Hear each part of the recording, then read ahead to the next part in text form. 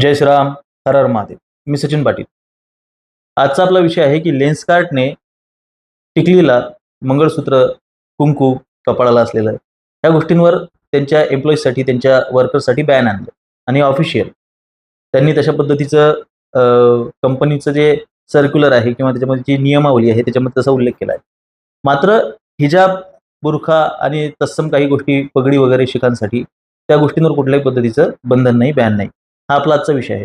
हा विषय मी यासाठी सांगून दिलेला आहे की आता याच्यानंतर मी जे बोलणार आहे कदाचित ते तुम्हाला विषयांतर वाटू शकतं.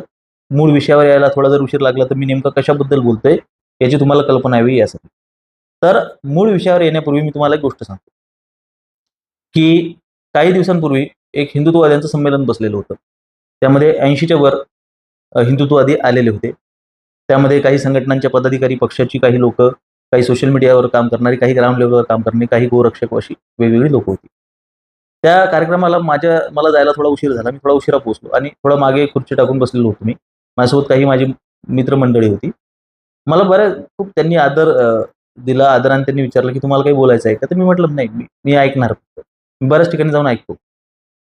पण लास्ट मोमेंटला मी म्हटलं, की मला बोलायचं बोलायचं याच्यासाठी, की मला 3 मुद्दे खटकले होते तिथे बोलणाऱ्यांपैकी आणि त्याच्यावर मला असं वाटलं, की मी बोललं पाहिजे.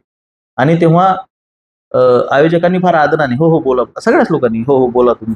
म्हणून मला सांगितलं आणि मी बोललो. तो खटकलेला मुद्दा काय होता तुम्हाला सांगतो. एक व्यक्ती उभी राहिली आणि त्यांनी सांगितलं, की हिंदूंनी अनिवार्यतेने हिंदूंना ही गोष्ट अनिवार्य असली पाहिजे, कंपल्सरी असली पाहिजे, की त्यांनी कपाळाला टिळा लावलाच पाहिजे. जेव्हा मी याच्यावर बोलायला लागलो, तेव्हा बऱ्याच लोकांना माझ्याकडे बघून किंवा मी कर्मठ आहे, ह्या गोष्टीची जाणीव असल्यामुळे त्यांना असं वाटलं, की मी या गोष्टीला पूर्ण अनुमोदन देईन. पण मी या गोष्टीला तिथे कडाडून विरोध केला. लक्षात घ्या, मारून मुटकून मुसलमान बनवला जातो, हिंदू नाही. सनातन वैदिक परंपरेला मानणाऱ्या व्यक्तीला तुम्ही अनिवार्यता, भोजराजाची कथा मी बऱ्याचदा सांगतो, की त्याच्या काळात राज्यामध्ये त्रिकाल संध्या अनिवार्य केलेली होती. त्या त्रिकाल संध्येला अनिवार्य केल्यानंतर एक ब्राह्मण भोजराजापुढे येऊन आवर्जून संध्या करायला बसायचा. भोजराजांनी 3-4दा बघितल्यानंतर त्याला बोलावलं, विचारलं. म्हणजे मी कथा ऐकलेली आहे. याची मी पुष्टी करत नाही की इतिहासातली घटना आहे म्हणून. ही कुठेतरी कीर्तनात वगैरे कुठेतरी मी कथा ऐकलेली आहे. त्याला विचारलं, की "बाबा तू माझ्यासमोर येऊन संध्या का करतो?" तर तो बोलला, की "मी त्रिकाल संध्या घरी करतो माझ्या, पण ही ती संध्या जी तुम्ही अनिवार्य केलेली आहे." तात्पर्य असं आहे, की धर्म तुम्ही लादू शकत नाही. आज आपलं असं आहे, की मी जे मागच्या वेळी बोललो, की एक्स्ट्रीम इज बॅड, अति तिथं माती. कुठलीही गोष्ट खूप जास्त ताणणे, खूप जास्त खेचणे ही गोष्ट चुकीची आहे. आज लेन्सकार्टला विरोध होताना मी बघतोय, की फक्त याच्यासाठी विरोध होतोय, की तिथे कुंकू टिकलीला विरोध झालाय आणि हिजाबला परवानगी दिलेली आहे. आणि हे योग्य आहे. पण कुंकू टिकली हे हिंदुत्व दर्शवते किंवा कुंकू आणि टिळा लावलेली लोकच हिंदुत्ववादी असतात. हा जो काही अट्टहास आहे, मी आज बघतो की गोल मोठ्या कपाळाला टिकल्या लावलेल्या बाया, साडी नेसणाऱ्या बाया, बहुतेक वेळा मी त्यांना डाव्या विचारसरणीचं बघतो. किंवा अशा सोशल मीडियावर काही इन्फ्लुएन्सर्स आहेत, की ज्या मुली शालीन आहेत, सभ्य आहेत, पण त्या खूपदा टिकली लावत नाहीत किंवा खूपदा ते मॉडर्न अटायरमध्ये ते असतात. आता जीन्स घातलेली आहे किंवा त्यांनी मॉडर्न कपडे घातलेले आहेत, त्यांनी कपाळाला टिळा किंवा टिकली लावलेली नाहीये. तुम्ही त्याच्यावरून त्यांना जर का उद्या जज करायला लागलात, की हे कसली हिंदुत्ववादी, हिने तर कपाळाला टिकली सुद्धा लावली नाही. अ, एक म्हण आहे, की "when you are in a Rome, do as a Romans do." तुम्ही जेव्हा जैसा देश वैसा भेस, फक्त हे मंदिरांना लागू होत नाही. कारण की ही मंदिराला स्वतःचे प्रोटोकॉल असतात. कारण की ते सार्वजनिक प्रार्थना स्थळ आहे आणि सार्वजनिक प्रार्थना स्थळाची किंवा सार्वजनिक ठिकाणांची एक विशेषता असते, की इथे कॉमन सेन्स काम आपल्याला केलं पाहिजे. मंदिरामध्ये तुम्ही शॉर्ट घालून जाताय आणि ह्या त्या मुली असतात, की ज्या लग्न समारंभासाठी लाचा निवडायला आणि त्या घागरा वगैरे निवडायला 8-8, 9-9 दिवस लावतात. आधीपासून तयारी करतात आणि तिथे 8-8 तास ते सर्च करतात किंवा शोधतात प्रत्यक्ष गेल्यानंतर. तुम्हाला हे अक्कल आहे, की लग्नामध्ये कसं जायचंय, समारंभामध्ये कसं जायचंय, हो, न्यायालयामध्ये कसं जायचंय, अ, शाळेच्या समारंभामध्ये कसं जायचंय, त्यानंतर ते अ, पदवीदान समारंभामध्ये तुम्हाला कसं जायचंय, म्हणजेच कॉन्व्होकेशन सेरेमनी ज्याला म्हणतो आपण, तिथे कसं जायचं याची तुम्हाला अक्कल आहे. पण मंदिरात कसं जायचं हा कॉमन सेन्स तुम्हाला नाहीये. मंदिरात तुम्हाला शॉर्ट्स घालून जायचंय. बिकिनी घालून लग्नात जाल का तुम्ही? कुठे कसं काय परिधान करायचं हे अकलीचा भाग आहे. ज्यांना हा अकलीचा माझा देव आणि मी बघून घेईल. तू घरात मंदिर बांध, नागडा नाच तिथे. आमच्या बापाचं काही जात नाही. पण सार्वजनिक ठिकाणी राहण्याचा, वागण्याचा, सार्वजनिक प्रार्थना स्थळांवर वागण्याचा एक प्रोटोकॉल असतो. हा हा सगळा कॉमन सेन्सचा भाग आहे. Unfortunately common sense is not so common. हा इतका अनकॉमन झालेला आहे ना कॉमन सेन्स, हा साध्या अकलीचा भाग आहे.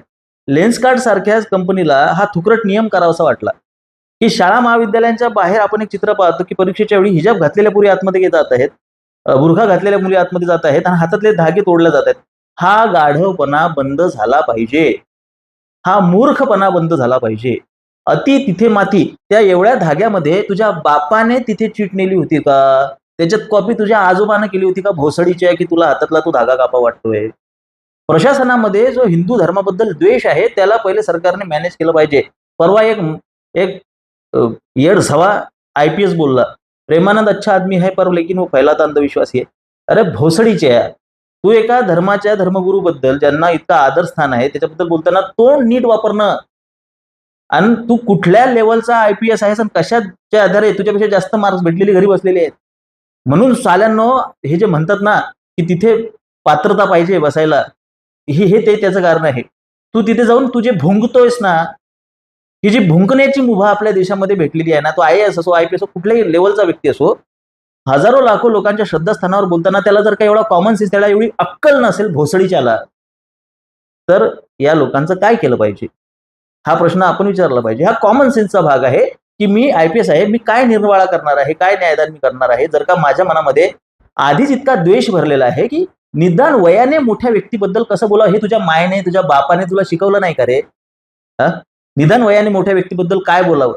मीना नावाचा आयपीएस एका पॉडकास्टमध्ये बोलतोय, आयपीएस हा जोडे ओले करून मारायला पाहिजे.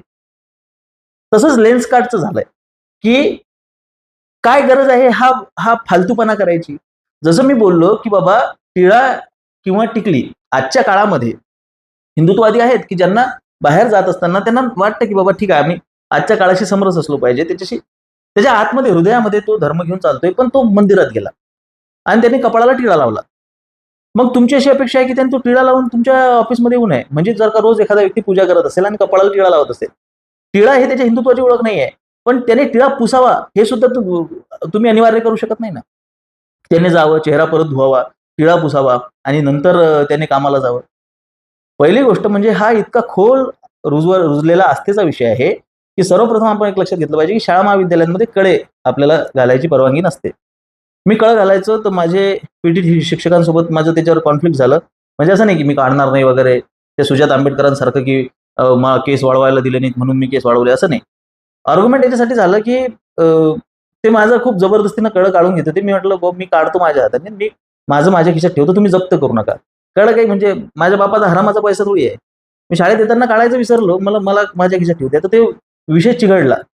तो चिघळल्यानंतर आमचे इंग्रजीचे शिक्षक होते अहिर सर, पैलवान होता माणूस, म्हणजे शिक्षक होते पण पैलवान होते. त्यांनी सांगितलं त्यांच्या शैलीमध्ये, woman can face the face powder but main can face the gun powder.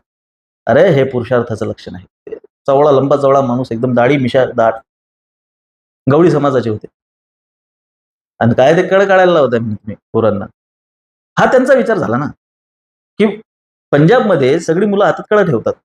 नाही ते कळं म्हणजे कोणाचं डोकं फोडू शकते. मग कधी एकामेकाच्या आकार भुक्के मारत फिरतात का कळं घालून? सर्वात महत्वाची गोष्ट म्हणजे व्यक्ती स्वातंत्र्याचा नेमका अर्थ काय आहे. तुम्ही जेव्हा युनिफॉर्म आणता शाळेमध्ये, युनिफॉर्मचा अर्थच मुळात काय असते, म्हणजे युनिफॉर्म ज्याला म्हणतो की सर्व समान युनिफॉर्म असणे, ते सर्वसमाविष्टता सर्वसमानता जेव्हा तुम्ही आणता ना, तेव्हाच तुम्ही एक लक्षात घेतलं पाहिजे की त्याच्यात किती कठोरपणा आपण आणावा. हा सुद्धा कॉमन सेन्सचा प्रश्न आहे. तुम्ही आर्मीत नाहीये ना, तुम्ही पोलीसमध्ये, तुम्ही डिफेन्समध्ये नाहीये ना. डिफेन्समध्ये तुम्हाला कंपल्सरी असतं की तुम्ही केस किती बारीक ठेवले पाहिजेत, तुम्हाला हे सगळ्या गोष्टी. आज शाळा महाविद्यालयांमध्ये हे जे चालतं की स्कर्ट शॉर्ट होत चाललेले आहेत मुलींचे, पण त्यांना मेहंदी हाताला लावता येत नाहीये. हा जो भाकाडपणा चाललेला आहे ना, हे वैचारिक जे दळभद्रीपणा आलेला आहे समाजाला, की नेमकं व्यक्ती स्वातंत्र्य काय आहे आणि नेमकं भावना काय आहेत, आस्था काय आहेत. ते मी असं म्हणत नाही ना तुम्ही गळाभर माळा घालून जा हातात. आता मी आताच जसा राहतो, जर का तुम्ही मी जेव्हा शिकवायचो, जेव्हा मी लेक्चर्स घ्यायचो, तेव्हाचे माझे आताही तुम्ही फोटो बघितले तर तो हायली प्रोफेशनल फोटो होता. फक्त माझी दाढी असायची. दाढी मी एवढी नव्हतो ठेवत, पण कमी प्रमाणात. कारण की एका चांगल्या फर्ममध्ये, खूप मोठ्या फर्ममध्ये मी जेव्हा जॉब करायला गेलो, इंटरव्ह्यूमध्ये मी पास झालो. मी दाढी ठेवून गेलो होतो इंटरव्ह्यूला आणि त्यांनी मला विचारलं होतं की दाढी का काढली नाही, तर मी त्याच्यावर ते उत्तर दिलं. त्यांना फार आवडलं होतं, तो नंतरचा विषय. पण दुसऱ्यांदा मी जेव्हा जॉबला लागलो ना, तेव्हा मी शेविंग करून गेलो आणि ते उद्योजक होते मोठे, आजही आहेत, नामांकित उद्योजक आहेत. नेमके त्या दिवशी ते ऑफिसला आलेले होते. तर त्यांनी मला पाहिल्यानंतर मला बोलावून घेतलं ऑफिसमध्ये आणि मी गेल्यानंतर त्यांनी मला विचारलं की ये क्या किया है? म्हटलं सर थोड़ा प्रोफेशनलिज्म मुझे लगा की शेविंग करनी चाहिए. म्हणते त्यांनी म्हटलं आय हायर्ड मॅन. मैंने बोले म्हणजे एक आदमी मर्द को हायर किया था और बोले आप बच्चे बन के आ गए. त्यांना नाही आवडलं माझं दाढी काढणं. माझं दाढी करणं बऱ्याच लोकांना आवडत नव्हतं. त्याच्यामुळे मी जॉबवर असताना सुद्धा मी दाढी ठेवायचो. माझ्या स्टुडंट्स सुद्धा मला म्हणायचे समजा मी शेव्हिंग केली तर ते मला सूट होत नाही म्हणून कदाचित. पण ते एक जो अपवाद वगळता तुम्ही जर का आजही माझे जर का तेव्हाचे फोटोज पाहिले, तेव्हाचे माझ्या याच्यावर आहेत सोशल मीडियावर. मी शूज प्रोफेशनल वापरायचो, मी ट्राउझर्स वापरायचो, मी शर्ट वापरायचो, मी टिळा लावत नव्हतो. क्वचित एखाद्या वेळेस लावला तर लावला लेक्चरला जाताना, म्हणजे पूजेला कसलं हे ते. तर म्हणजे मी हिंदू नव्हतो का? मी हिंदुत्ववादी नव्हतो का? तर अर्थातच होतो. पण त्या प्रोफेशनला सूट होणारा आपण अटायर करतो, हा कॉमन सेन्स हिंदूंमध्ये आहे. हा 100% आहे. तुम्ही ते नियमावली सादर करून तुम्ही हिंदूंच्या भावना डिवचू शकत नाही. हा कॉमन सेन्सचा भाग आहे, की महिलेने मंगळसूत्र घालावं, कानातले घालावे, कपाळाला टिळा लावावा. त्याच्यामुळे त्या व्यवसायावर काय परिणाम होणार आहे? ते काय असं बटबट दिसतंय? ते काय असं वाईट दिसतंय? ते काय असं अंगावर धावून आल्यासारखं दिसतंय का? हां, उलट चांगलं दिसतंय, ते छान दिसतंय. तुम्ही त्याच्यावर नियम करावा. आणि हा निर्णय जो आहे ना, हा मी जसं सांगितलं, की हा सगळा कॉमन सेन्सचा भाग आहे. समजा एखादी व्यक्ती 8-9 माळा घालून, हातामध्ये रुद्राक्ष वगैरे घालून, जटा वाढवून तुमच्या ऑफिसला कामाला येत असेल, तर गोष्ट वेगळी आहे ना. आजकाल तर मी आयटी सेक्टरमध्ये तशा टाईपची पोरं पण पाहायला मला दिसतात बऱ्याचदा. जे खास करून फ्रीलान्सर जे काम करतात किंवा जे कोडिंगचं वगैरे काम करतात, ती पोरं तशीच असतात. म्युझिक कंपोजिशनमध्ये तुम्हाला तशी मुलं दिसतील तुम्हाला. मग ते त्यांना काम करता येत नाही का? त्यांना जॉब करता येत नाही का? ते तुम्हाला चालतात. पण तुम्हाला टिळा लावलेली किंवा हे ठेवलेलं लोकं तुम्हाला चालत नाहीत. तर हा मुळातच द्वेष आहे. लेन्सकार्टने हे जे केलेलं आहे, हे द्वेषापोटी केलेलं आहे. मी असं म्हणत नाही, की बाबा टिळा लावणारच हिंदू. जसं मी सांगितलंय, की बाबा धर्माची धारणा करावी लागते. तुम्ही धर्माचा आग्रह करू शकत नाही. त्याच्यासाठी प्रचार प्रसार करावा लागतो. त्याला वेळ लागतो. तुम्ही जबरदस्तीने धर्म लादू शकत नाही. हां, जिथे लादायचं नाही तिथे तुम्ही जबरदस्ती करताय. तुम्ही लादायचा प्रयत्न करता. पण जिथे धर्माची टीका होतीये, जिथे निंदा नालस्ती होतीये, तिथे मात्र आपण शांत तिथे आपण 2 पावलं माघार घेतो. तिथे म्हणजे हे अशी गोष्ट झालेली आहे, की बाबा ही लोकं ऐकतात तर यांना काहीही सांगायचं. हिंदूंनी असंच केलं पाहिजे त्यालाच आम्ही हिंदू म्हणतो. त्या एखाद्या हिंदुत्ववाद्याला तो हिंदुत्ववादी असल्याची वारंवार परीक्षा द्यावी लागते. पण एखादा बाहेरचा व्यक्ती, एखादा हिंदू येऊन तो रामाला शिव्या देऊन जरी गेला तर ते आपलीच आहेत. ते दुखावलेले आहेत. हा जो हिजडेपणा जो आलेला आहे ना आपल्या धर्मामध्ये, हा आधी बंद झाला पाहिजे. पहिले हिंदू बाय हार्ट जे हिंदू आहेत त्यांना तुम्ही स्वीकारलं पाहिजे आणि जे अधर्मी आहेत, मग ते हिंदू धर्मातले असो की बाहेरचे असो, जे हिंदू धर्माची टीका टिप्पण्या करतात, टवाळक्या करतात, त्यांच्यावर आपण तितकं बरसलं पाहिजे. पण आपल्याला इथे नेमकं चित्र उलटं पाहायला भेटतं. आता दुसरा प्रश्न, की आपल्याला एक वाईट सवय आहे, की नवरा मेला तरी चालेल, पण सवत रणकी झाली पाहिजे. याच्यामध्ये एक अँगल असा सुद्धा आहे, की बाबा हिजाब कशाला हवाय, बुरखा कशाला हवाय किंवा हिजाब आणि बुरखा नको, या कारणामुळे टिकली आणि मंगळसूत्र सुद्धा नको. आम्ही मंगळसूत्र घालणार नाही, आम्ही टिकली पण वापरणार नाही, पण तुम्ही हिजाब आणि बुरखा किंवा हे ट्रिपल तलाकबद्दल बरीच लोकं बोलतात, की या सरकारने खूप चांगलं काम केलं, ट्रिपल तलाक बंद केला किंवा बुरखा बॅन झाला पाहिजे वगैरे. हे बघा, मुसलमानांच्या बायका काय करतात, याच्याशी मला काय देणं-घेणं? मला तर थोड्या वेळापूर्वी एका जणाने विचारलं, की दादा इस्लाममध्ये किंवा ख्रिश्चनिटीमध्ये एखादा भोंदूबाबा आला तर त्याच्यावर इतकं बोलत नाहीत. पण आपल्या याच्यातल्या भोंदूबाबांबद्दल बोलले जाते. म्हटलं पहिली गोष्ट ते भोंदूबाबा धर्मातले आहेत हे कोणी सांगितलं? धनंजयभाई देसाईंनी, आदरणीय धनंजयभाई देसाईंनी खूप छान त्याच्यावर बाईट दिलेली आहे, की तो आमचा नव्हताच अशोक खरात. तर आम्ही त्याच्यावर स्पष्टीकरण देण्याचं काय कारण आहे? आम्ही त्याला कधी आमचं मानलंच नाही. असं कोणी येऊन धर्माचा ठेकेदार बनू शकत नाही. आज आपण एक गोष्ट लक्षात घेतली पाहिजे, की ते आमच्या धर्माचे हे कोणी सांगितलं? त्या कुप्रथा, त्या तुमच्या इन्सिक्युरिटीज तुम्ही कुठल्याही बाबाकडे घेऊन जाणार, त्याला तुम्ही हिंदू म्हणणार का? पहिली गोष्ट म्हणजे उपनिषदांमध्ये, वेदांमध्ये, गाथा ज्ञानेश्वरीमध्ये असं कुठं दिलेलं आहे, की बाबा असं टेबलावर टेबल टेनिस खेळल्यानंतर तुम्हाला सिद्धी प्राप्त होते किंवा तुमची कामं साध्य होतात. कुठल्या धर्माचा आधार त्याने घेतलेला आहे? पहिला हा विषय. दुसरी गोष्ट म्हणजे, की त्या मुसलमानांना का पकडत नाही? त्याच्याशी आपल्याला काय देणं-घेणं आहे? काय सोयीचं होतं काय? काय प्रत्येक वेळी मुसलमानांची तुलना आपली असते मला समजत नाही. तो मुसलमान आहे म्हणून मी हिंदू आहे. म्हणजे ती स्त्री आहे म्हणून हा पुरुष आहे, नाही तर हा इजळ आहे. असं तर होऊ शकत नाही ना. तिकडे ते काय काशी करतात त्याच्याशी मला काय घेणं? त्यांनी हिजाब घाला की 5 बुरखे घाला, मला काय घेणं-देणं? त्यांच्यात एखादी शहाबानू जन्माला येईल, ती ती त्याच्यात तिचा संघर्ष करेल. हसरायन अली जन्माला येईल, ती तिचे संघर्ष करेल किंवा तस्लिमा नसरीन जन्माला येतील, त्या त्यांचा संघर्ष करतील, त्या त्याच्यावर लिहितील. तो त्यांचा प्रॉब्लेम आहे ना, तुझ्या काय बापाचं चाललंय? त्यांची आपल्याला चिकित्सा करता आली पाहिजे. म्हणजे शबरीमालाच्या डिसिजनमध्ये एक हिंदुत्ववादी मला येऊन बोलला, की बाबा शबरीमालाचं डिसिजन म्हणते आपल्या विरोधात आलं पाहिजे. कारण की जर का बाया जाऊ शकल्या पूजेला, तर मग आपण इस्लामची चिकित्सा करू शकू. नाहीतर म्हणे दादा जर का तो आर्टिकल 25 नुसार जर का हा धार्मिक हक्क मानला, तर मुस्लिम लॉ बोर्ड सुद्धा आपल्याला रद्द करता येणार. ते तुमच्या बापालाही जमणार नाही रद्द करता येणार. ते मुसलमानांवर तुम्हाला अधिकार गाजवता आला पाहिजे म्हणून हिंदूंच्या तुम्हाला खड्ड्यात घालायचं. आज केरळ फक्त शबरीमालामुळे आहे, लक्षात घ्या. ती आस्था, ती श्रद्धा संपली का केरळ 100% ते ऑलरेडी आपल्या हातून गेलं. व्हेटिकन सिटी चालवती केरळाला, आणि अर्ध केरळ व्हेटिकन सिटी चालवते आणि अर्ध इसिसद्वारे कंट्रोल होत आहे. हे आपल्या सगळ्यांना माहिती आहे. उरलं जे केरळ आहे त्या लोकांच्या आस्थेपोटी जिवंत आहे. आज तिथली इंडस्ट्री सुद्धा स्वामी शरणम अय्यप्पा या नावावर जिवंत आहे. मोहनलाल पासून तर उन्नी मुकुंदन पर्यंत जे काही थोडे बहुत उरलेली आहेत ते फक्त अय्यप्पा स्वामीच्या नावावर तिथं जगतायत. ते सुद्धा तुम्हाला घालवायचं, त्याचं सुद्धा महात्म्य तुम्हाला घालवायचं. तुम्हाला मूर्ख आहात तुम्ही. ते हिजाब बंद झाला पाहिजे आणि ते त्यांचं हे बंद झालं पाहिजे म्हणून आपली टिकली बंद करा आणि आपलं हातातले धागे बंद करा. मला एक समजत नाही की ही जी मानसिकता आहे ना, की जे मी बोललो की नवरा मेला तरी चालेल पण सवत राणीकी झाली पाहिजे.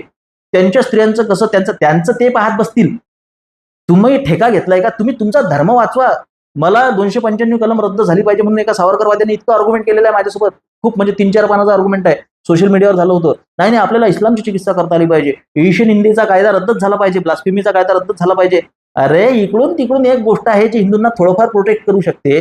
तुमच्या रामाला कोणा आई बहिणीवरून शिव्या दिल्यानंतर तुम्ही एखादी कंप्लेंट त्याच्यावर टाकू शकता त्या कलमाच्या मार्फत. तसंच बाकी आपण काही त्यांचं उपटून वाकड करू शकत नाही.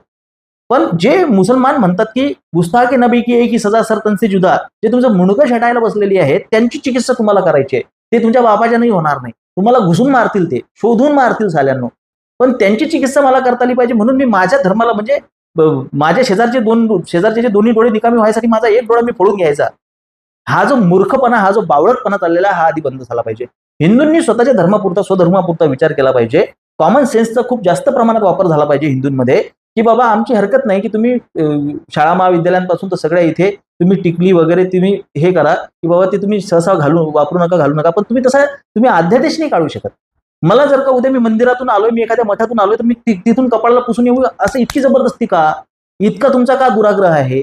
हे तुम्ही जी आर कसा काढू शकता? असं सर्क्युलर कसं काढू शकता? उद्या तुम्ही जी आर काढाल, उद्या तुम्ही सरकारला ते कंपल्सरी करायला लावाल. मुळात हातात धागा किंवा कपाळाला टिळा असल्यामुळे माझ्या कार्यक्षमतेवर त्याचा काय परिणाम होतो ते असं कितीच वाईट दिसतं. तुम्ही अनप्रोफेशनल दिसतात हे कोण सांगितलं? कुठला नियम इथे लागू झालेला आहे? काय पॅरामीटर्स तुम्ही त्याच्यासाठी लावलेले आहेत की अनप्रोफेशनल आणि प्रोफेशनलिझम हे तुम्ही कसं शोधता? धनुष सारखा व्यक्ती लुंगी नेसून आणि कपाळाला तिळा लावून जर का तो हॉलिवूडमध्ये जाऊ शकतो, किंवा रामचरण सारखा व्यक्ती जर का अय्यप्पा स्वामीचं सगळं अटायर घेऊन सगळा गेटअप करून तो जर का हॉलिवूडमध्ये जाऊ शकतो, तिथे तो ऑस्करसाठी तिथे जाऊ शकतो, तर तुमच्या बापाचं काय चाललंय की बाबा एखादा व्यक्ती लुंगी नेसतोय का किंवा तो धोतर नेसतोय का किंवा त्याने कशा पद्धतीने त्याने डिसेंट राहावं, त्याच्याकडे बघून एखाद्याला प्रसन्न वाटावं. तुला प्रसन्न वाटत नाही तर तू घशामध्ये बोटं घालून उलटी करून घे, तुझी मळमळ बाहेर करा एकदाची. पण तुम्ही असा प्रोटोकॉल आणू शकत नाही.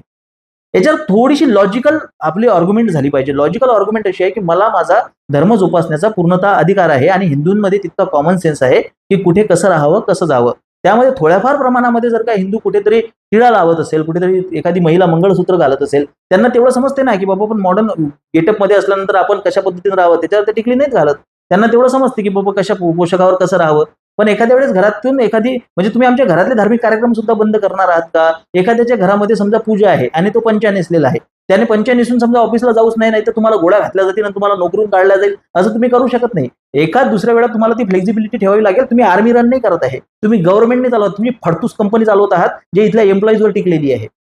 अशा पद्धतीने आर्ग्युमेंट तिथे झालं पाहिजे. आणि ही लोक जर का ते ऐकत नसतील तर त्यांचे ऑफिसेस फोडले पाहिजेत.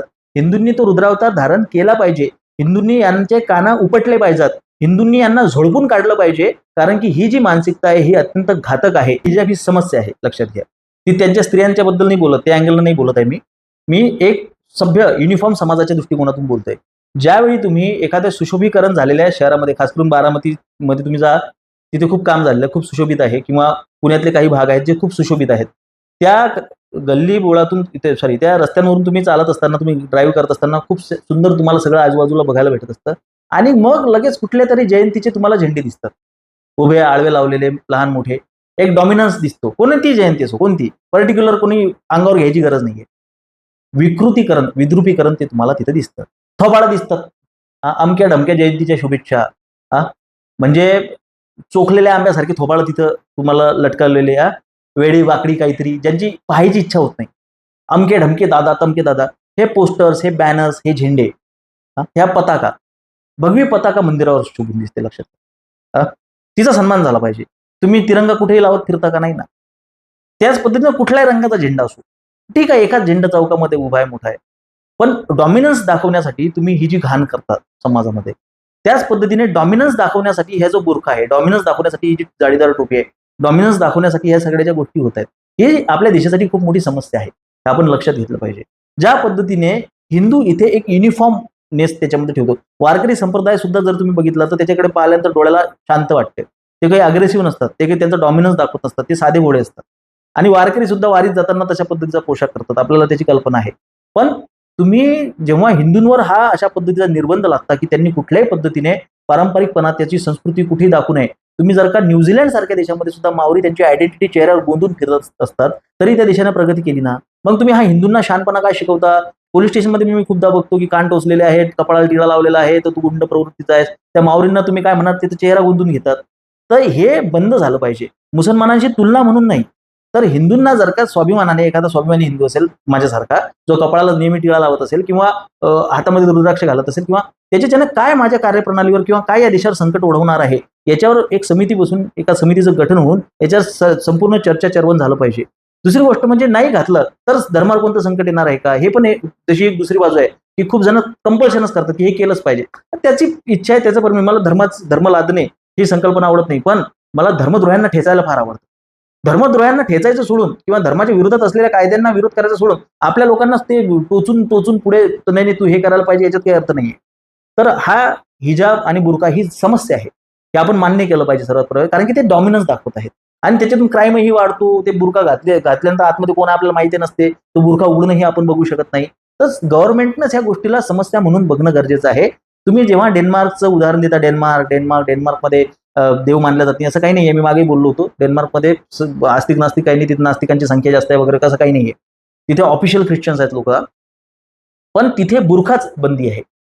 मग डेन्मार्कचा तुम्हाला आदर्श घ्यायचा, इथले खूप विज्ञानवादी जेव्हा फुटाण्यासारखे उडत असतात, तर मग तो आदर्श घेऊन तुम्ही इथं बुरखा बंदी घाला ना, तुम्ही इथं हिजाब बंदी घाला ना. आपल्याला ते करायचं नाहीये. आपल्या जे हे लेन्सकार्टवाले असतील किंवा ते आपली ती थापर, ते शार्क टँक मधली काय नाव आहे तिचं तर, किंवा हा बन्सल असेल याच्यातला लेन्सकार्टचा मालक, या लोकांना ना ही जी खाज आहे ना सर्व धर्मसंभावाची, ही ना ठेचून ठेचून आपण विजवली पाहिजे. स्वतः झाले कपाळाला टिळा लावणार नाही आणि लोकांनी पण लावू द्यायचा नाही. हे जे मॉडर्न ही गोष्ट जी आपल्या याच्यामध्ये भिनलेली आहे ना, माझं असं म्हणणं आहे की लावणे न लावणे हा व्यक्तिगत प्रश्न आहे. न लावणाऱ्याला तुम्ही कंपल्सरी करू शकत नाही, त्याच पद्धतीने लावणाऱ्याला तुम्ही विरोधही करू शकत नाही. हा विरोध होता कामा नये. हा व्यक्ती स्वातंत्र्याचा, धार्मिक स्वातंत्र्याचा भाग आहे आणि अशी कुठली कंपनी, कुठला व्यक्ती, कुठला अधिकारी, कुठला पोलीस, कुठला जज सुद्धा करत असेल. न्यायालयामध्ये सुद्धा बऱ्याचदा मी पाहतो की बाबा खूपदा एखादा सामान्य व्यक्ती, माझ्यासारख्या व्यक्तीला नाही, समजा एखादा आहेच महाराज बनून गेलेला तर गोष्ट वेगळी आहे, पण एखाद्या सामान्य व्यक्तीला खूपदा सांगतात की तो टिळा पुसून घे. टिळा का पुसून घे? टिळा म्हणजे गुन्हेगार, हे कोण सांगितलंय? तर हे फालतूगिऱ्या बंद झाल्या पाहिजे. माझे विचार पटत असतील तर सहकार्य असू द्या. धन्यवाद. जय श्रीराम. हर हर महादेव.